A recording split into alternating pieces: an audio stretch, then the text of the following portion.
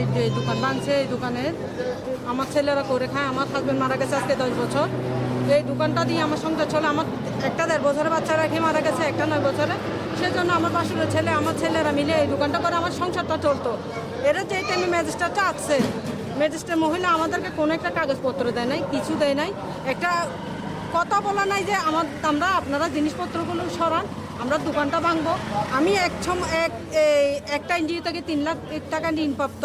আমি এগুলি নিয়ে আমি দোকানটা করতেছি।